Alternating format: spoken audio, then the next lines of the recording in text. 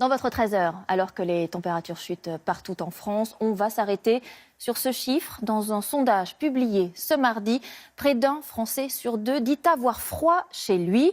Alors comment savoir si mon logement est ce que l'on appelle une passoire énergétique? Simon Ricotier nous le dira. D'abord un exemple vertueux.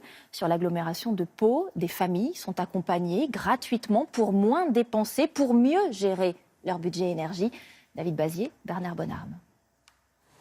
Dans ce petit appartement du centre-ville de Pau, la facture d'énergie était devenue bien trop lourde pour les revenus de ce locataire. Avant, j'avais 14 degrés et puis maintenant, je me retrouve à 21. Yves-Marie Offray perçoit 890 € par mois d'allocation adulte handicapé. L'hiver, difficile pour lui de faire face à toutes ces dépenses. Des sacrifices, c'était ou se nourrir un peu moins pour pouvoir payer son chauffage ou ne pas se chauffer.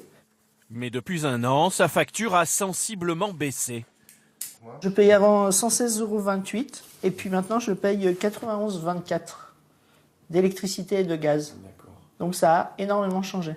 Car des spécialistes en économie d'énergie sont intervenus chez lui. D'abord, ils l'ont aidé à éviter toutes les consommations inutiles.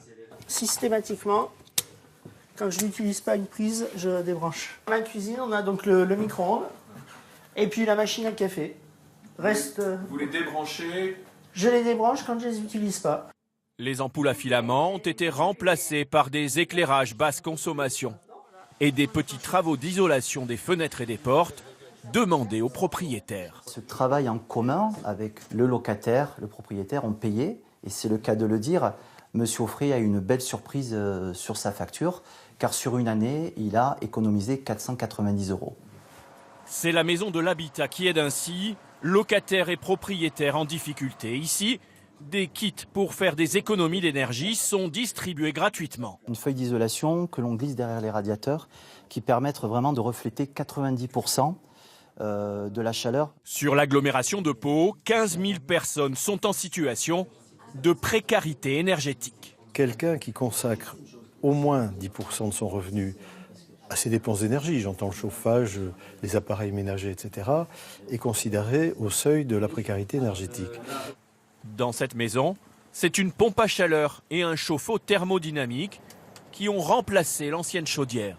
Les travaux se sont bien passés? Très bien. Sur 20 000 € de travaux, 12 000 ont été financés grâce à des aides destinées aux propriétaires à faible revenu.